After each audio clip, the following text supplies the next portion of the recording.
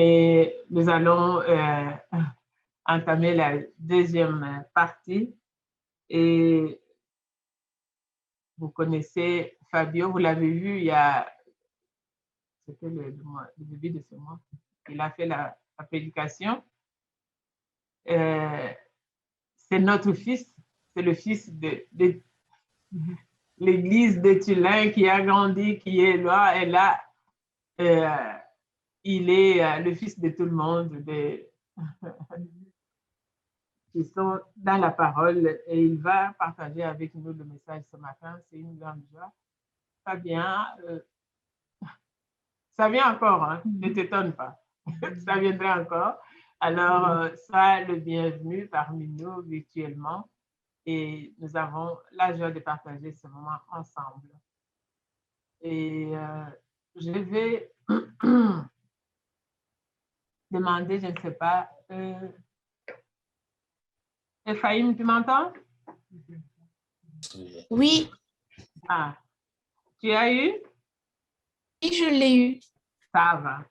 Nous allons commencer par la lecture avec Ephraim ce matin, dans Marc 13, 32 à 37. Mais le jour et l'heure où ces choses arriveront, personne ne les connaît, ni les anges de Dieu, ni le Fils. Le Père est le seul à les connaître. Faites attention, ne dormez pas. En effet, vous ne savez pas, ce moment viendra. Pensez par exemple à un homme qui part en voyage. Il quitte sa maison, la confie à ses serviteurs, il donne à chacun un travail à faire et il commande au gardien de la porte de rester éveillé. Restez donc éveillés. En effet, vous ne savez pas quand le maître de la maison va venir. Ce sera peut-être le soir ou au milieu de la nuit ou quand le coq chante ou le matin.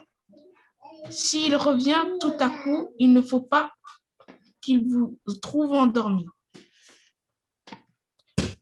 Ce que je vous dis, je le dis à tous, restez éveillés. Merci Ephraim. Nous allons chanter le premier chant. C'est vers toi que je me tourne.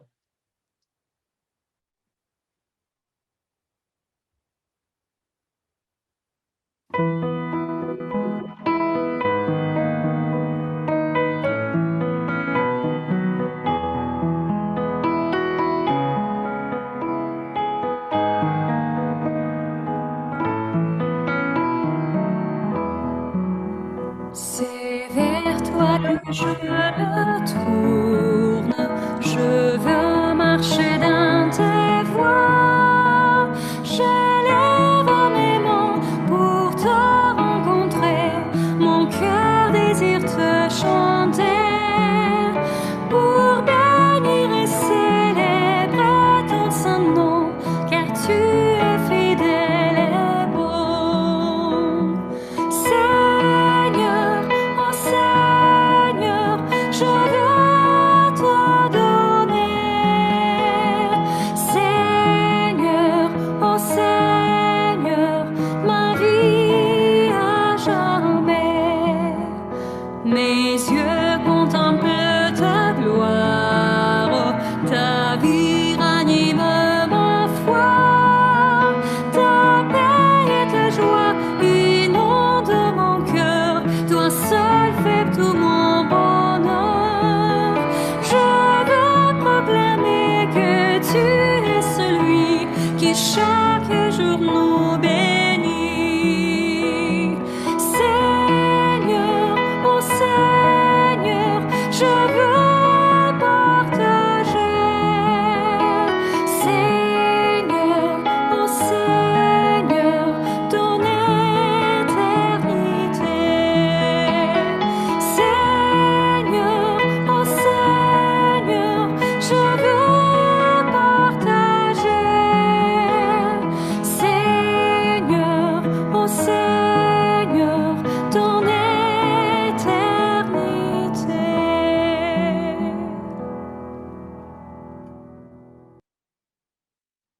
Nous chantons le deuxième chant Aimer Jésus, te connaître.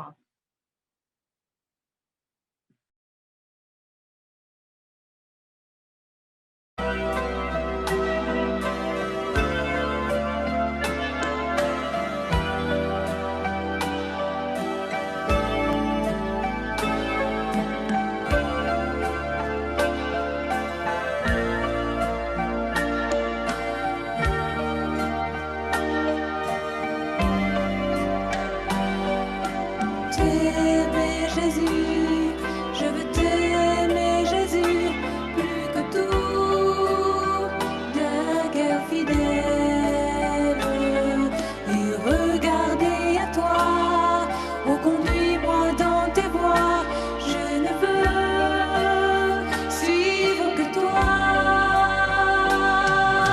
T'aimer Jésus, je veux t'aimer Jésus, plus que tout, d'un cœur fidèle, et regarder à toi, oh conduis-moi dans tes voies, je ne veux suivre que toi.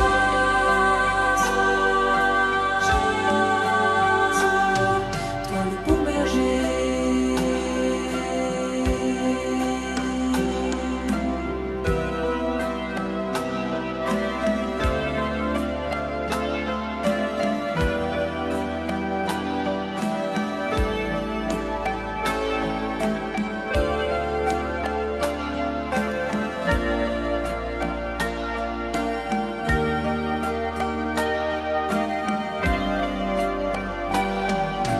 T'aimer Jésus, je veux t'aimer Jésus, plus que tout, d'un cœur fidèle, et regarder à toi, oh conduis-moi dans tes voies, je ne veux suivre que toi. T'aimer Jésus, je veux t'aimer Jésus, plus que tout, d'un cœur fidèle, et regarder à toi, oh conduis-moi dans tes voies, car je veux vivre pour toi.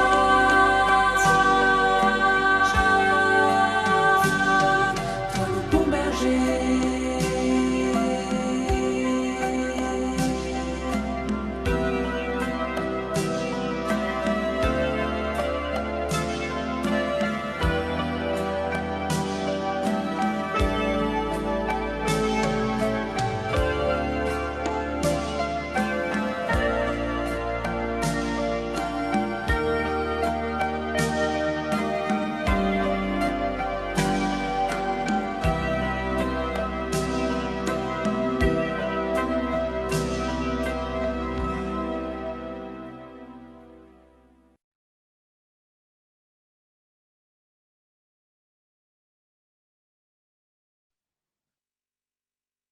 Je vais demander à Igor de nous conduire dans la prière.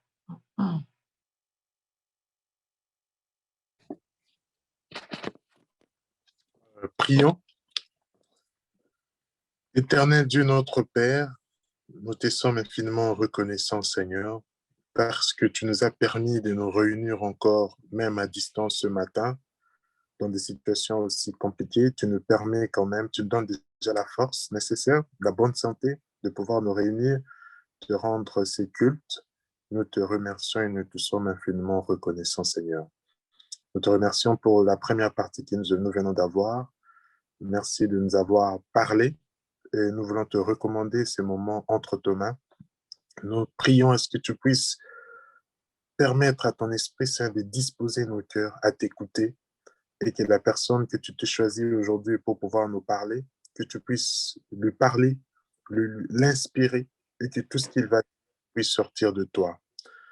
Seigneur, et lorsque nous allons terminer ces cultes, nous te recommandons encore entre tes mains pour aujourd'hui. Et comme notre leçon d'aujourd'hui parlait de nouveaux cieux et nouvelle terre, Seigneur, aide-nous dans chaque jour qui passe, à chaque seconde qui passe, de penser à cela et de nous comporter en conséquence pour que le jour que tu viendras, nous puissions être avec toi. Sois avec nous pendant ces moments, nous te prions.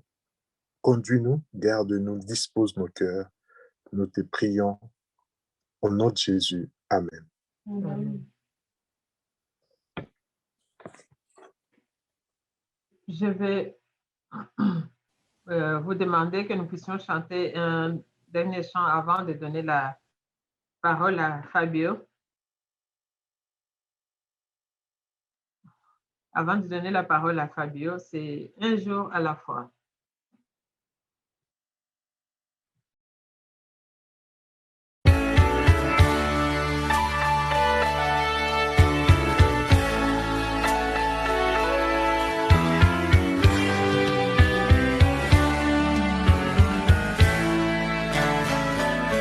Je ne suis qu'un homme, juste un pauvre homme. Aide-moi à croire à ce que je peux être, à ce que je suis. Montre-moi le chemin pour progresser. Mon Dieu, pour mon bien, guide-moi toujours, un jour à la fois. Un jour à la fois, oh mon Dieu, c'est tout ce que je demande. Le courage de vivre, aimer d'être aimé, un jour à la fois. Hier c'est passé, oh mon Dieu, et demain ne m'appartient pas. Mon Dieu, aide-moi aujourd'hui, guide-moi un jour à la fois.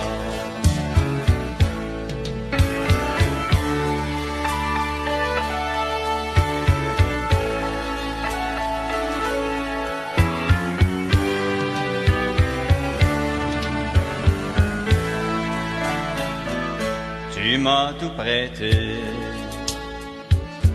la vie, la santé. Je veux croire en toi, en toutes tes bontés pour l'humanité. Une voix pour chanter, une âme pour aimer. Aide-moi à vivre, oui, aide-moi à vivre un jour à la fois. Un jour à la fois, oh mon Dieu, c'est tout ce que je demande. Le courage de vivre, aimer d'être aimé, un jour à la fois. Hier c'est passé, oh mon Dieu, et demain ne m'appartient pas.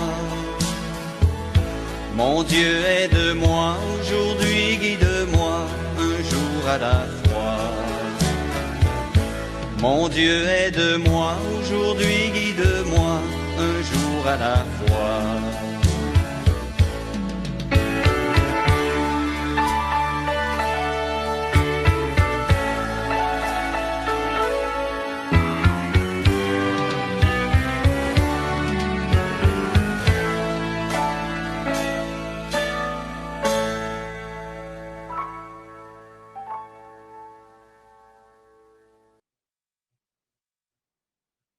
Fabio, à toi la parole. Merci, merci Maman Louise, hein, je me permets quand même, parce que c'est vrai que finalement, tu m'as appelé mon fils, notre fils, et j'avais pas pensé à ça. En fait, je viens en territoire conquis. Je le savais pas. Je suis chez moi, en fait. C'est marrant parce que je m'étais pas préparé psychologiquement comme ça. J'ai dit, bon, ben, je vais visiter une église extérieure, voilà, ça va être une belle expérience. Mais non, j'ai bien chez moi. Alors, au-delà du fait qu'on est frères et sœurs en Christ, mais c'est vrai, j'ai grandi parmi vous. Et donc, forcément, je vais retrouver un peu mon passé. C'est intéressant parce que la thématique de ce matin va nous conduire justement vers quelque chose du passé. Et tu as nommé une expression très intéressante. Je pense que l'esprit a été sur toi. Notre fils. Et c'est aussi un mot que je vais beaucoup employer pendant cette prédication à laquelle le Seigneur nous convie. Mais je suis heureux d'être là avec vous. Toutefois, c'est vrai qu'il y a pas longtemps, je suis passé pas très loin de l'église de Tulin, le village. Hein. Et c'était dans des circonstances beaucoup moins agréables que celle-ci. Alors, je ne sais pas, je ne vois pas tous les visages, mais n'hésitez pas à allumer vos caméras. Moi, ça me fait plaisir de vous voir. Je sais à qui je parle au moins, et puis ça me rend aussi plus dynamique. Mais voilà, si jamais pour vous, pour des raisons personnelles, vous préférez les laisser, comme a dit Louise, mais voilà, vous êtes libre, bien sûr. Mais c'est toujours sympa d'avoir les visages. Donc, il y a quelques jours, j'ai assisté malheureusement à un enterrement. C'était des funérailles très tragiques. Et j'ai vu un enfant de 12 ans qui portait vraiment le cercueil de sa maman. Je voyais les larmes qui coulaient sur ses joues et je me suis dit, mais enfin, mais c'est pas possible de faire une chose pareille dans la vie. Comment est-ce qu'on peut en arriver jusque-là? Comment est-ce qu'on peut porter le cercueil de sa propre maman à cet âge-là, en tout cas? À 12 ans, il porte le cercueil de sa mère qui avait mon âge. Je l'ai connue en étant en primaire. On a grandi ensemble dans la même école. Et ça m'a frappé de voir ça, vraiment.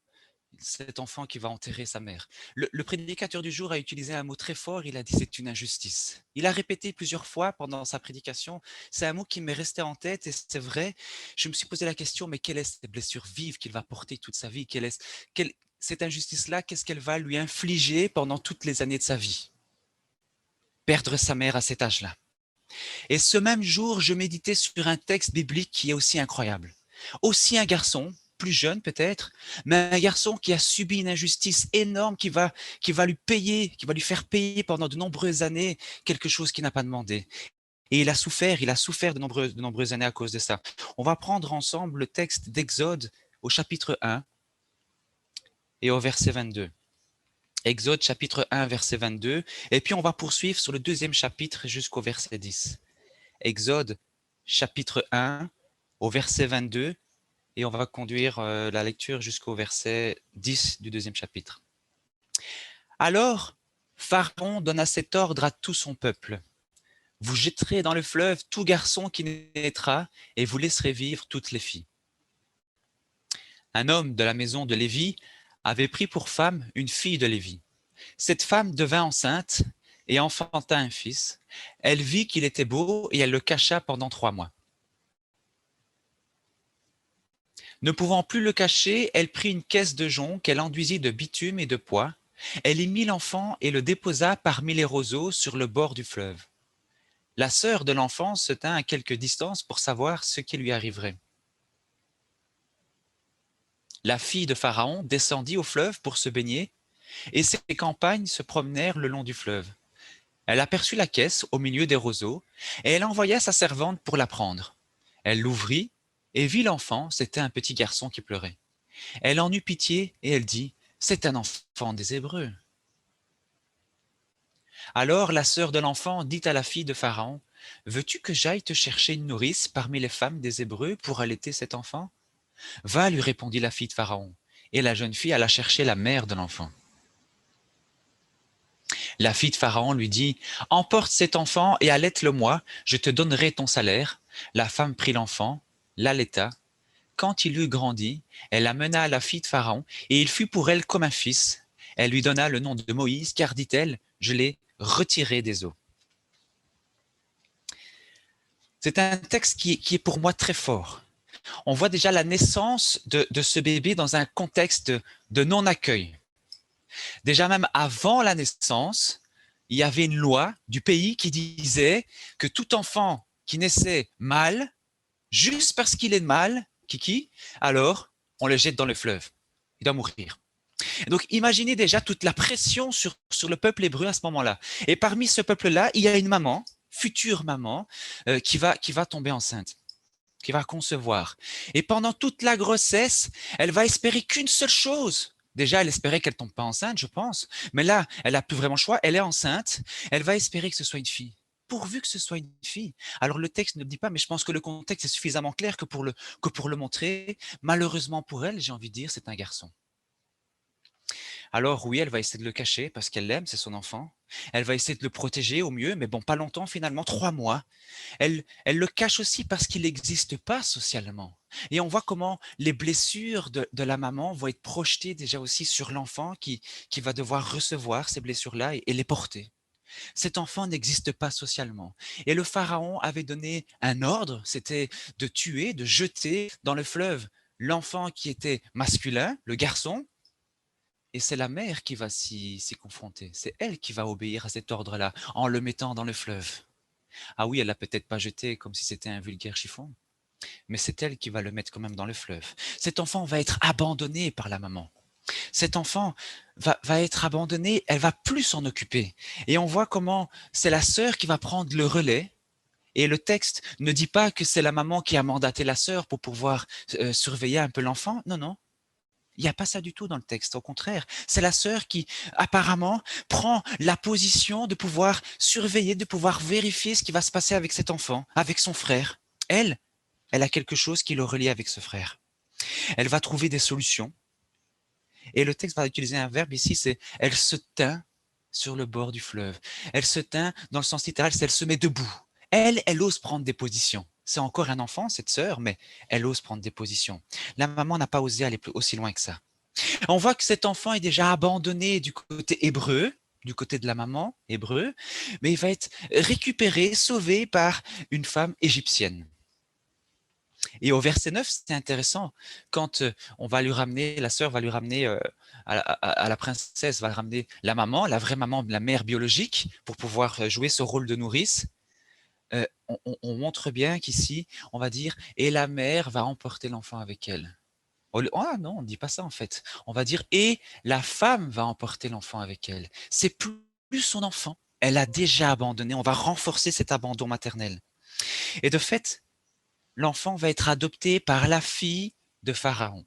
Intéressant aussi de voir que le Pharaon cherchait à faire tuer ce bébé qui était mâle, masculin, et ici, c'est sa propre fille, la fille de Pharaon, qui va adopter ce bébé-là.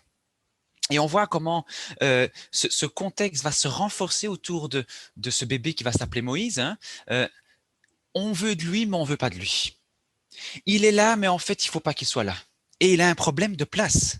Et le texte met les projecteurs ici sur Moïse, hein. C'est lui qui va prendre la place principale dans ce récit, mais c'est dans un contexte complètement féminin. Par cette fois, le texte va utiliser le mot « fille » au singulier. Ensuite, il va continuer en mentionnant que les filles hébreux peuvent vivre, mais pas les garçons hébreux. Il n'a pas sa place là. Il n'y a pas la mention de la lignée paternelle, alors qu'on est dans un contexte où c'est la société patriarcale, le père, le fils, de père en fils, ça devait se montrer. Là, on n'en parle pas. Il n'y a pas la mention de son frère Aaron, qui pourtant est plus âgé que lui. C'est comme s'il n'existe pas. Par contre, on parle de sa sœur, une fille, comme par hasard. Et on parle de la fille de Pharaon, comme par hasard, qui a des servantes féminines, comme par hasard. Et plus grand, il va se réfugier dans une famille qui aura, comme par hasard, 7 filles. C'est pas pour rien. Il vit dans un contexte de filles. Les garçons n'ont pas leur place. Moïse n'a pas sa place là-bas. Moïse, le mâle, est mâle. Je précise, Moïse, le mâle masculin, est mâle, mal au point. Il est mal à l'aise. Il n'a pas sa place. Et c'est pas pour rien si quand on recueille ce berceau sur le fleuve, on ouvre et on voit un bébé qui pleure. Il pleure parce qu'il est déjà en souffrance. C'est pas juste qu'il avait faim ou qu'il voulait sa maman, il est en souffrance.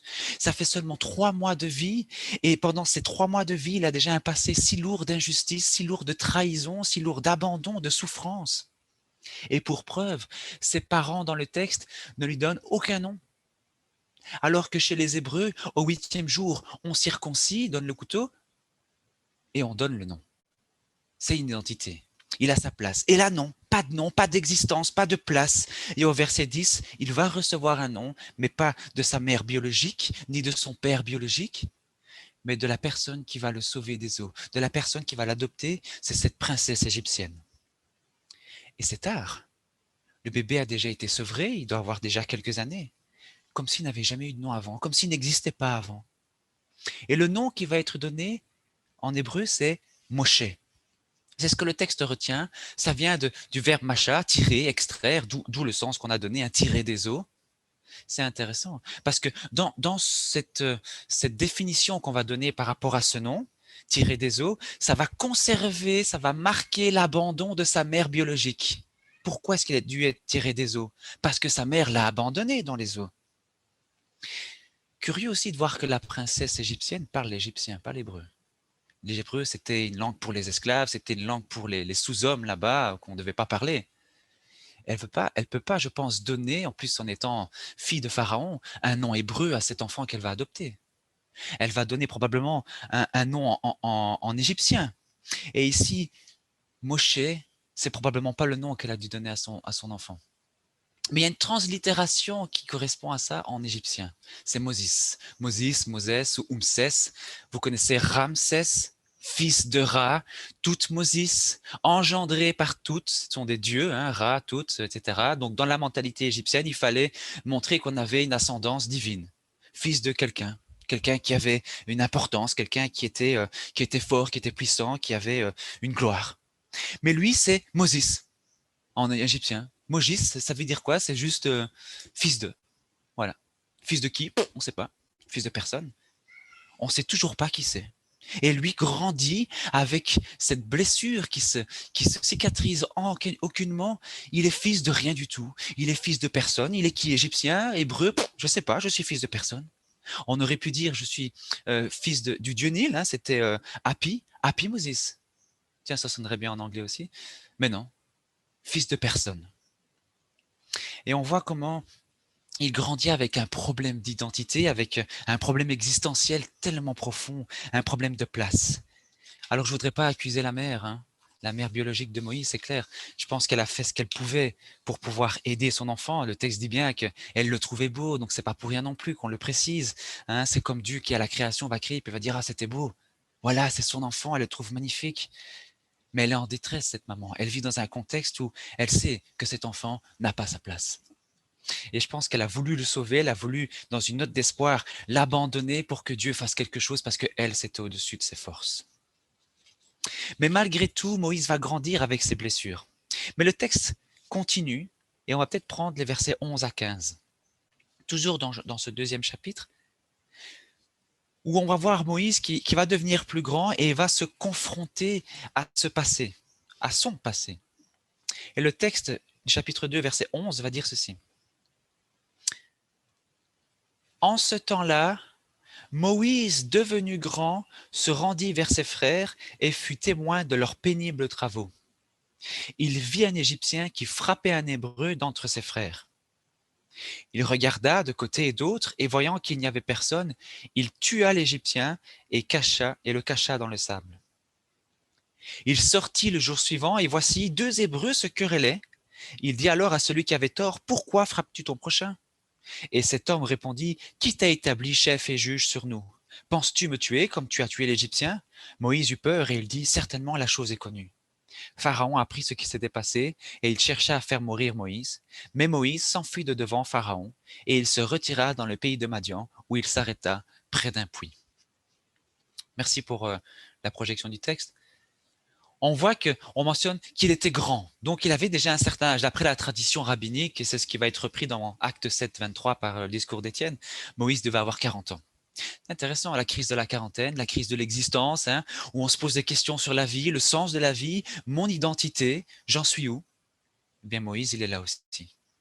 Et il va voir devant lui ce qui se passe en réalité dans son fort intérieur. Il a une dualité entre le côté égyptien de sa vie et le côté hébreu de sa vie, et il voit devant lui ce conflit entre un Égyptien et un Hébreu. Très intéressant. C'est une projection de son conflit intérieur. Et Moïse a toujours cette énorme blessure du passé qui n'est toujours pas cicatrisée. Il a ce réel souci de place, hein, de droit à l'existence, d'identité.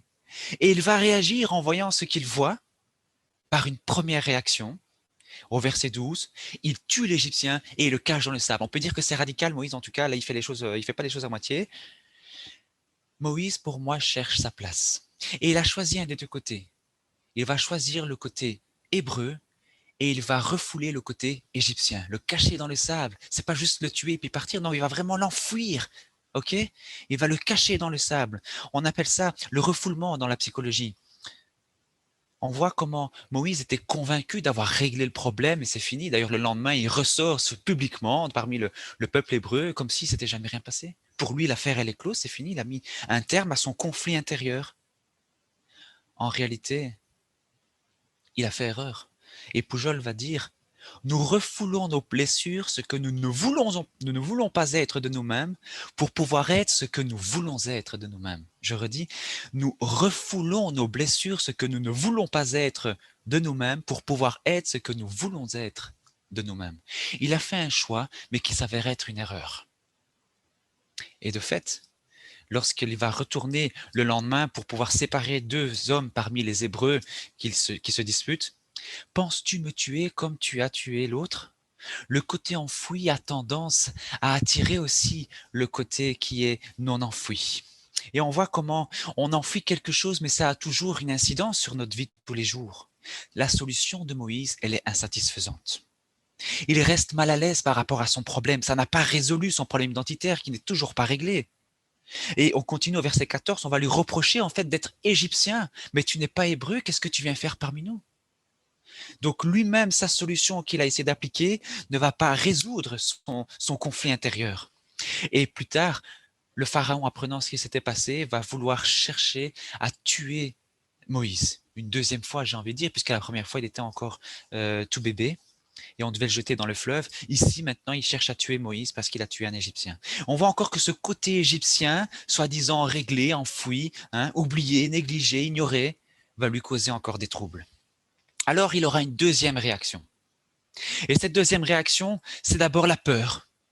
Il a peur de ce qui se passe, il maîtrise plus les choses, il a cette angoisse qui le travaille et donc forcément, il va fuir. Alors, pour nous aujourd'hui, on ne va peut-être pas fuir jusqu'à Madian, mais on aura peut-être des moments de déni. Ah non, mais moi, j'ai pas de problème. Moi, j'ai pas... Non. Moi, j'ai déjà réglé l'affaire, c'est fini. J'ai pas... Mon passé, non, nickel, pas de problème, c'est fini, pas de problème. Et pourtant, Moïse, il est dans l'angoisse. Et il va fuir parce qu'il n'est pas en mesure de se confronter à son passé qui lui fait mal, quelque chose qui est tellement douloureux. Et le verset 15, à la fin, va dire, il va s'installer dans le pays de Midian et il va s'asseoir sur un puits. Le verbe qui est utilisé, s'installer, s'asseoir, c'est le même verbe en hébreu, yashav. C'est pas pour rien si on l'utilise. C'est un moment où on se fixe. On va demeurer, on va rester là. On bouge plus. Et lui second va dire, il s'arrêta au puits. C'est vraiment pour montrer que on était dans une course, on était dans un mouvement, et puis tac, c'est fini. Maintenant, on bouge plus, on fait une pause dans sa vie. Et Moïse est dans cette pause. Une pause qui va durer quand même quelques années. Il est dans cette fuite à Madian, un endroit qui est neutre pour lui. C'est ni égyptien, c'est ni hébreu. Je me sens plus ou moins à l'aise. Et je fais une pause dans ma vie. No man's land. Or, le mot Madian ou Midian en hébreu, ça vient du terme conflit. Très intéressant. Moïse est toujours en conflit avec lui-même. Moïse n'a toujours pas réglé ce problème identitaire. Et d'ailleurs, au verset 19, on ne l'a pas lu, mais si on continue le chapitre, au verset 19, il va rencontrer des filles, des bergères qui vont essayer de faire boire leur troupeau. Elles vont se faire éjecter par d'autres bergers, et puis lui va intervenir pour leur rendre justice. Et puis après, elles vont retourner vers leur père et dire « Nous avons trouvé un Égyptien qui nous a aidés ». Moïse est toujours considéré comme un Égyptien. Il est Égyptien. Pourtant, il a enfoui ce problème-là. Mais c'est ce qu'il est. Et au verset 22, alors qu'il aura épousé une de ces filles-là qu'il a aidées, il aura un fils de cette femme-là. Et on dit qu'elle enfanta un fils qu'il appela, c'est Moïse qui va lui donner le nom, de Gershom, car dit-il, j'habite un pays étranger. Très intéressant aussi, Gershom, étranger. Le mot guerre, ça veut dire vraiment étranger, alien. C'est quand même incroyable de voir qu'ici, en réalité, Moïse, il aura deux fils, mais on ne fait pas la mention de son deuxième fils. On fait un focus ici sur la notion d'étranger. Moïse, il est étranger. Pas juste, il n'est pas dans son pays, c'est qu'il n'est pas en accord avec lui-même. Il est étranger avec lui-même. Il a cette sensation d'être aliéné. Et on met cet accent dessus. Alors oui, la solution qu'il a voulu mettre en place, le choix qu'il a fait de devenir hébreu plutôt qu'égyptien et de refouler cette partie égyptienne qui est en lui, eh bien, c'est un échec. C'est une solution qu'il a voulu réaliser par lui-même, tout seul, mais c'est quelque chose qui s'avère complètement fastidieux. Et d'ailleurs, le verset 12 va insister sur le fait qu'il était seul pour prendre cette solution. Et il a dit, il a vu qu'il n'y avait personne. Il n'y avait personne quand il a pris cette décision de tuer l'Égyptien et puis de le cacher dans le sable. Alors, je pense que ça s'est passé en réalité. Mais au-delà de ce qui s'est passé en sens physique autour de lui, je pense qu'il y a d'abord quelque chose à l'intérieur de lui-même, un conflit où il a essayé de le régler par lui-même, mais quelque chose qui s'est avéré complètement inutile. Un échec total. Je crois qu'on emporte avec soi-même, avec nous-mêmes, on emporte nos souffrances et on a des projections de nos blessures personnelles sur les autres autour de nous, sur les événements qu'on vit bien sûr au quotidien. On peut pas les séparer. Et tout ce qu'on va vivre sera interprété sous le prisme de nos blessures personnelles. Des choses qui ont été passées dans un lointain passé parfois, dans l'enfance même, auront un impact sur ma vie de tous les jours. Wow. Est-ce qu'il était nécessaire pour Moïse de tuer l'Égyptien? Je veux dire, c'était un prince. Il avait une autorité, c'était pas n'importe qui. Il suffisait de donner un petit ordre et puis le gars allait arrêter de frapper l'Hébreu. Pourquoi devoir le tuer? On voit comment ce problème du passé chez Moïse va impacter son quotidien. Une blessure qui n'est pas traitée impacte le quotidien. Si tu te reconnais dans ce récit, si tu te vois comme Moïse à un endroit de ta vie où tu as l'impression que les choses que tu as fait par rapport à tes blessures te confrontent à des échecs, j'ai envie de dire qu'il n'y a pas d'espoir. Comme pour Moïse, il n'y a pas d'espoir. Il n'y a pas d'espoir si tu comptes sur toi-même. Et le texte, heureusement pour nous, ne s'arrête pas là. On va poursuivre ensemble. Au chapitre 3, Moïse va faire une rencontre étonnante. Quelque chose d'incroyable qui va vraiment transformer sa vie. Les 3 premiers versets sont subliminaux. Moïse, donc chapitre 3, verset 1, on va lire ensemble les 3 premiers versets. Moïse faisait paître le troupeau de Jéthro, son beau-père, sacrificateur de Madian. Et il mena le troupeau derrière le désert. Il vint à la montagne de Dieu, à Horeb. L'ange de l'Éternel lui apparut dans une flamme de feu au milieu d'un buisson. Moïse regarda, et voici, le buisson était tout en feu, et le buisson ne se consumait pas. Moïse dit, « Je veux me détourner pour voir quelle est cette grande vision et pourquoi le buisson ne se consume pas. » Alors Moïse est dans une quête, je pense. Là, c'est déjà 40 ans plus tard, donc il doit avoir pas loin de 80 ans, ou déjà 80 ans. Et Moïse va rechercher cette fois-ci une solution, mais différemment. Les termes qui sont utilisés dans ces 3 premiers versets sont déjà très évocateurs de sa démarche. Il est pasteur, donc il est berger d'un troupeau. Donc c'est vraiment le fait d'être nomade, hein, au sens littéral du terme. Il est en mouvement. Avant, il était assis, il s'installe, il fait une pause, maintenant il est en mouvement, il est en quête. Alors, il va aller derrière le désert. Après le désert, il y a une volonté de se dépasser. Et puis, on précise bien qu'il va faire un détour. C'est pas pour rien. C'était pas sa route normale. Et puis, il y a un moment où il va faire un détour volontaire. Je vais voir ce qui se passe là-bas. Il fait un détour volontaire. Il a cette volonté, en tout cas, de se dépasser. Et puis, dans ce dialogue avec Dieu, l'Éternel va dire ceci. Donc c'est au verset 4 déjà, l'Éternel vit qu'il se détournait pour voir et Dieu l'appela du milieu du buisson et dit « Moïse, Moïse !» Et il répondit « Me voici ». Et puis au verset 10, au verset 11 et 12 qu'on va lire maintenant, Dieu va dire à Moïse « Maintenant va, je t'enverrai auprès de Pharaon et tu feras sortir d'Égypte mon peuple, les enfants d'Israël. » Et Moïse dit à Dieu « Mais qui suis-je ? Qui suis-je pour aller vers Pharaon et pour faire sortir d'Égypte les enfants d'Israël ?» Et Dieu dit « Je serai avec toi. » Intéressant de voir que la première question, la première chose que Moïse va dire, c'est « Qui suis-je » On voit encore que son problème d'identité n'est pas réglé. Qui suis-je? C'est toujours là. Et la réponse de Dieu, pour moi, elle est étonnante, parce que déjà au verset 6, Dieu l'a devancé. Dieu va commencer par dire « Je suis Dieu » au verset 6. Et dans la deuxième moitié du chapitre 3, Dieu va insister sur ce nom de Dieu, sur cette identité de Dieu en disant « Je suis, je suis, je suis ». Notamment en verset 14, « Je suis », c'est « Je t'accompagne ». Je suis, je serai, je t'accompagne à chaque instant.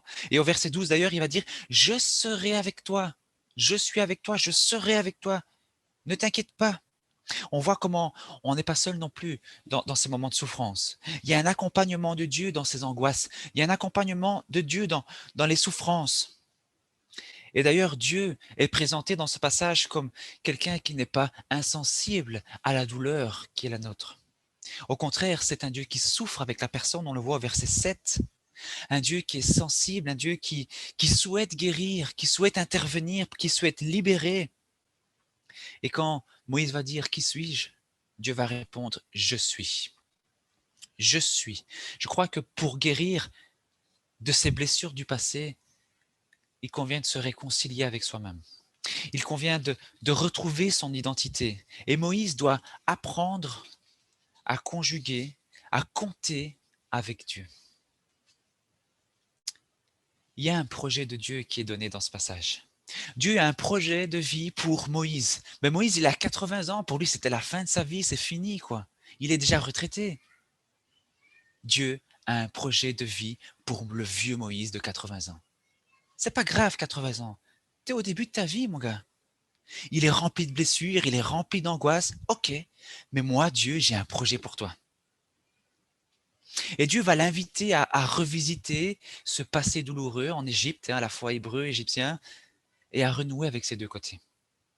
On voit que c'est un projet de Dieu de délivrer de l'esclavage le peuple hébreu. Mais c'est pas que ça. Quand on lit entre les lignes, on voit que c'est thérapeutique pour Moïse de se délivrer de son propre esclavage intérieur. Moïse qui est esclave de lui-même, qui ne vit pas sa vie parce qu'il a ses angoisses, il a ces choses qui l'emprisonnent de son passé, des souffrances énormes. Et Dieu veut l'en libérer. Dieu va l'accompagner, mais il ne va pas le faire à sa place. Dieu va être avec lui pour descendre en Égypte, mais il ne va pas aller à sa place en Égypte.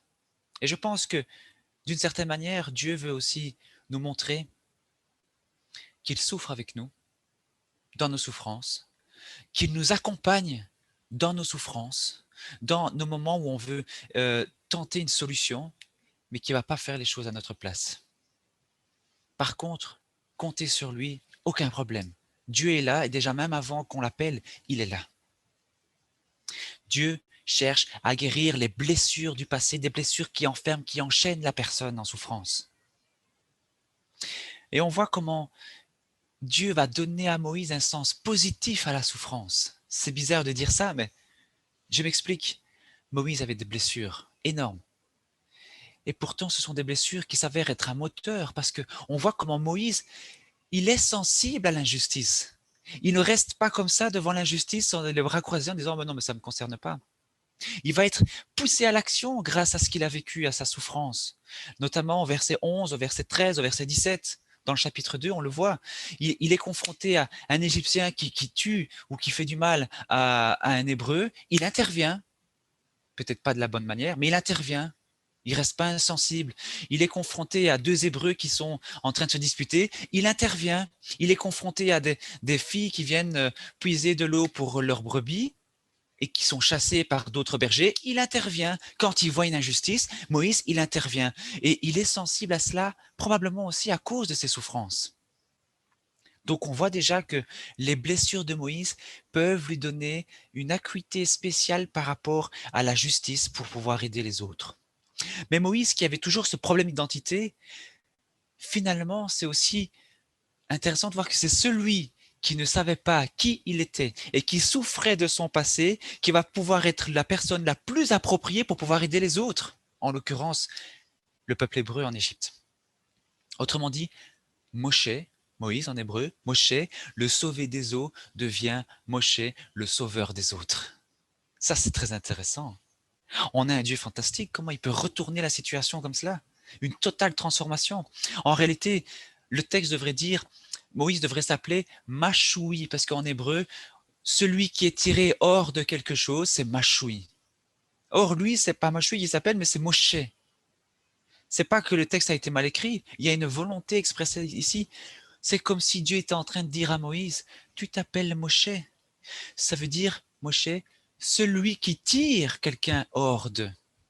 Autrement dit, Moïse ce n'est pas seulement la personne qui a été tirée hors d'un problème, d'un danger, mais c'est surtout quelqu'un qui peut tirer les autres d'un problème. Et là, ça change tout.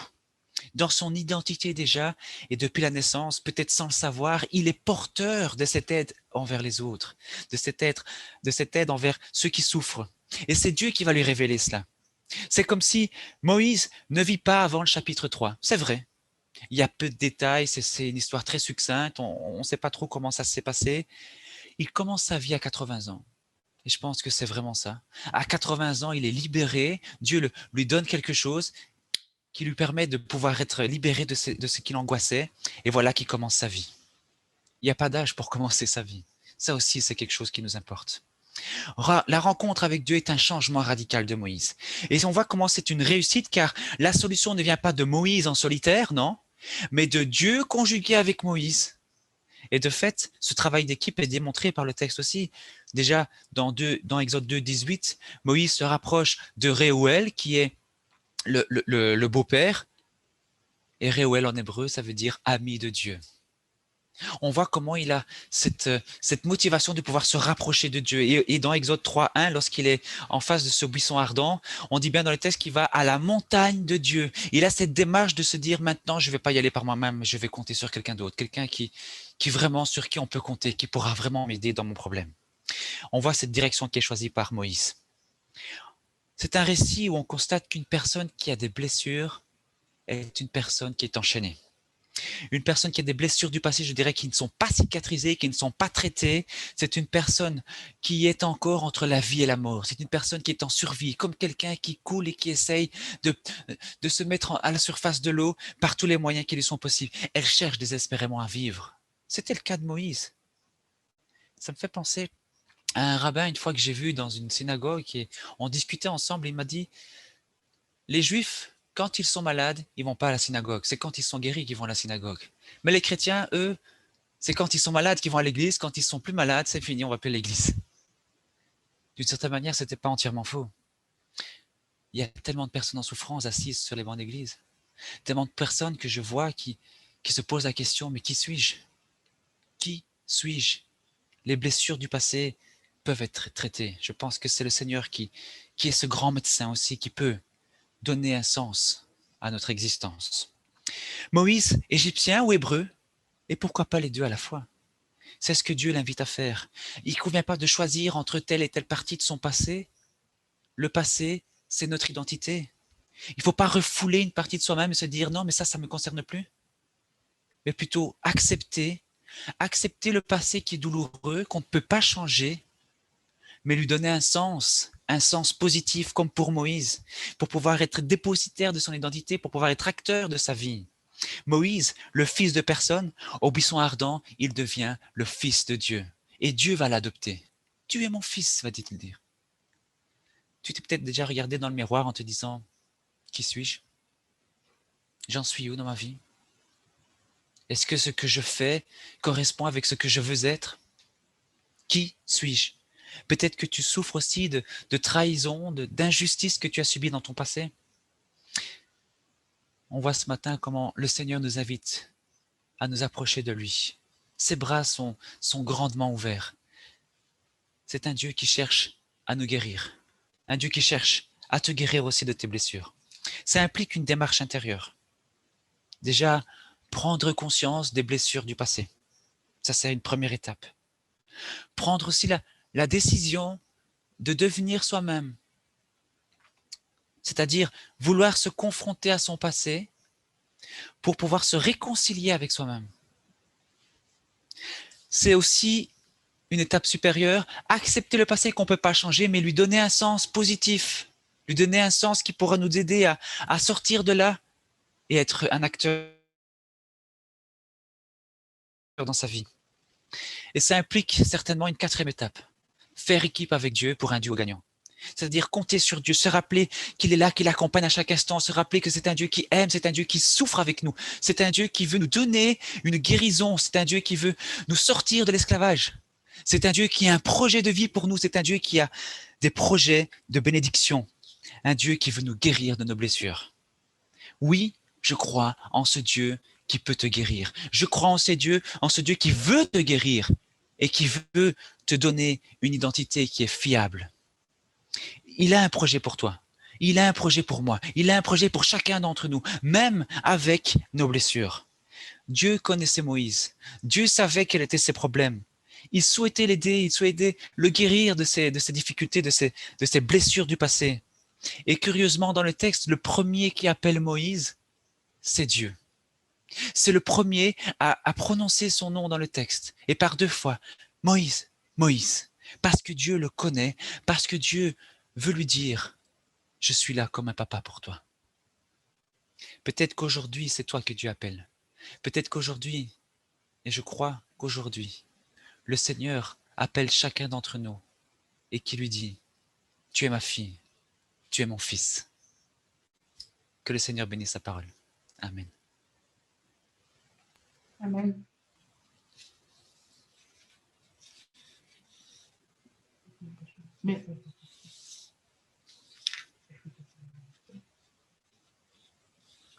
Merci Fabio. Christophe va nous passer un dernier chant, après tu nous accompagneras dans la dernière prière.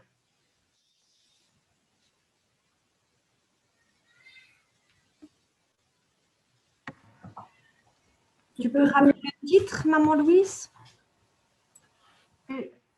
Philippe l'a envoyé, c'est Fabio qui avait choisi le dernier. Je ne connais pas le titre. Si jamais je peux le projeter, hein, à la limite. D'accord. Ok. Je ne sais pas si on peut faire le partage d'écran pour moi ou pas. Je vais essayer maintenant. Oui, c'est bon.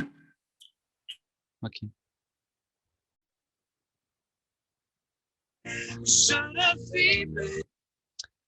Alors, un instant.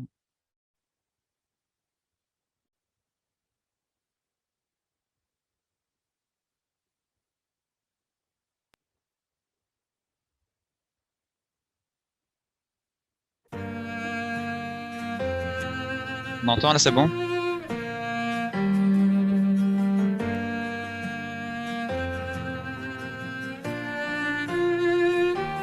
Tu m'as ébloui par tes mélodies, tu m'entoures d'un chant d'amour, chant de délivrance devant mes ennemis.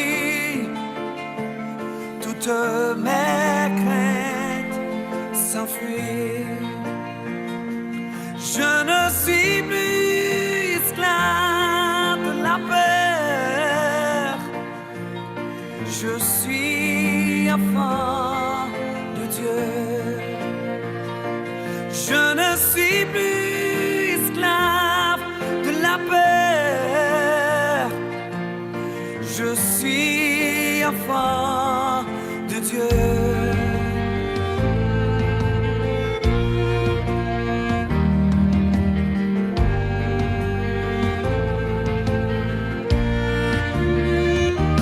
Avant ma naissance, tu m'avais choisi, appelé par mon nom.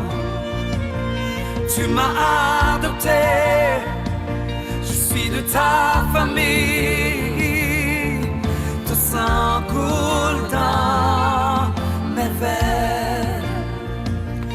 Je ne suis plus esclave de la peur.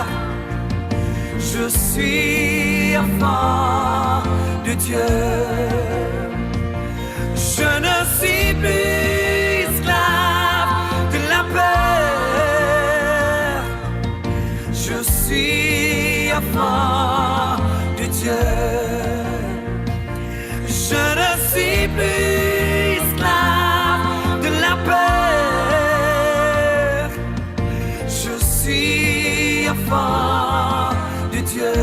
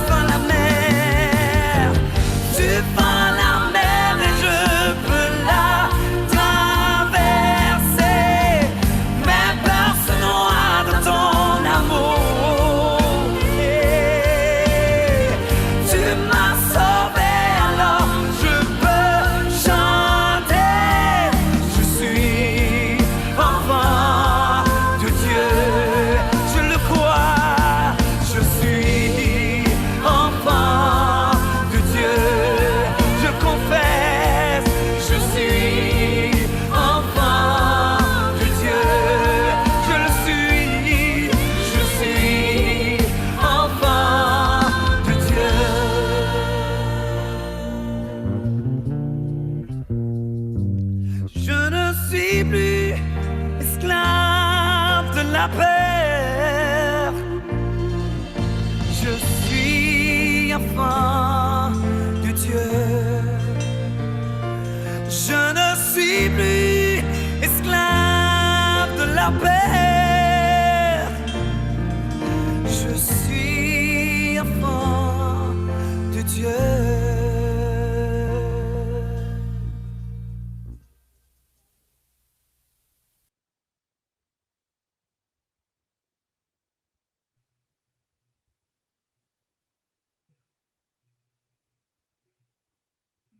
Je vais nous conduire dans la dernière prière.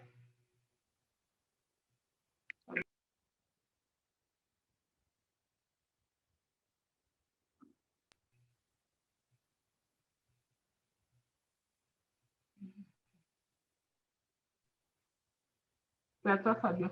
Ah, pardon, À la prière, oui. tout à fait.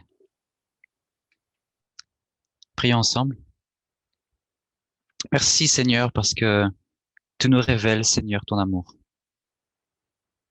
On peut être enchaîné, on peut être blessé, Seigneur, parfois par des blessures très profondes du passé. Mais tu es un Dieu qui libère complètement de l'esclavage, qui cherche à guérir. Et nous voulons, Seigneur, encore ce matin, nous mettre devant ton trône et t'inviter dans notre vie pour que tu agisses avec puissance. Tu nous dis, comme tu l'as dit à Moïse, tu es ma fille, tu es mon fils. Et nous voulons nous accrocher à cette promesse d'un Dieu tout-puissant qui marche avec nous, qui traverse le feu avec nous, qui traverse l'eau avec nous, pour que nous puissions nous aussi aider les autres personnes autour de nous. Accompagne-nous, Seigneur, sois avec nous, comme tu l'as dit dans ta parole. Nous t'en prions, par les mérites de ton Fils. Amen.